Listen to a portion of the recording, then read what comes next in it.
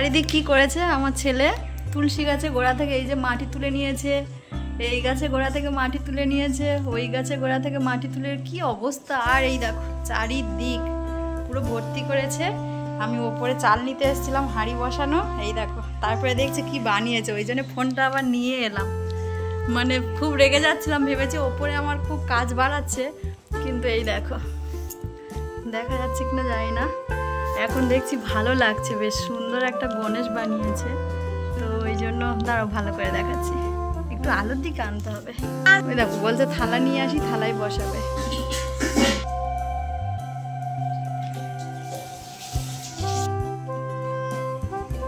বললে বাবালে দেখো সুন্দর গণেশ।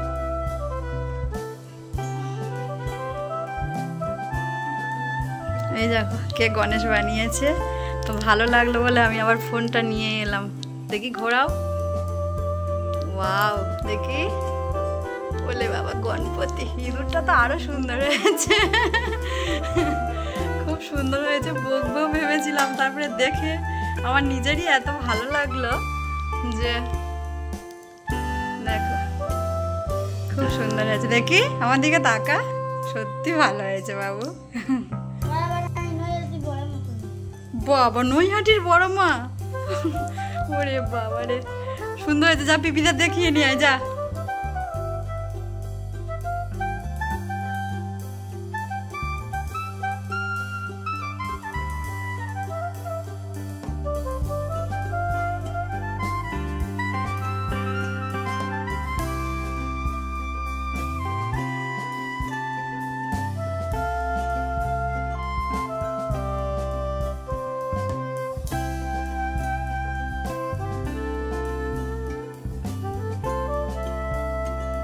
জল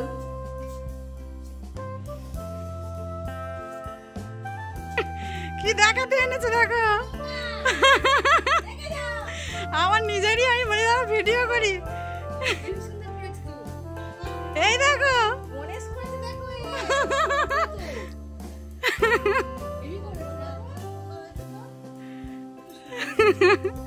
কি মিথ্যা কথা বলছে না, বলে হোমা রাত্রেবেলা গণেশ বলে তুই আমাকেই বানা। আমি বলি সকাল থেকে ওই ঘুম থেকে উঠে বলিস নি, স্যার চলে যাওয়ার পর এখন মনে উঠেছে বলে বলে সত্যিকারে।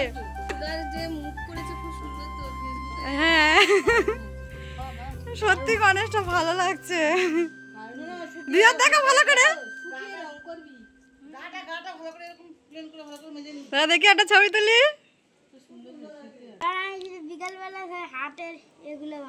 আবার বলাই বড় মা বানাবো, দিদার দেখাতে নিয়ে যাচ্ছে। মানে কারো কোনো কিছু দেখে নয়, একটা আইডিয়া থেকে। ইঁদুরটা দিসনি? হ্যাঁ ওই তো পাশে ইঁদুর আছে, দিদার ভালো করে দেখিয়ে নিয়ে কাছে নিয়ে যাচ্ছে। আইডিয়া থেকে খুব সুন্দর করে নাও হাত ধুয়ে নাও, রোদ দূরে দিয়েছ।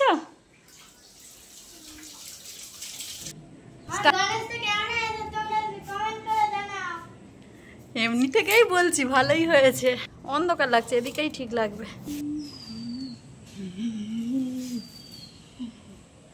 সব কিছুই বানিয়েছে দেখো, গলার হার করেছে, চোখ করেছে, চারটে হাত করেছে।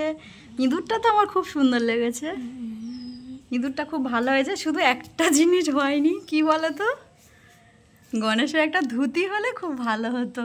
ধুতি নেই, আর পাগুলো একটু মোটা হয়েছে, সে ঠিক আছে প্রথমবার, কিন্তু একটা ধুতি পরলে ভালো হতো। ভালোই হয়েছে, ভালো হয়েছে। টাটা করে দাও, ভিডিওটা অফ করে দেবো।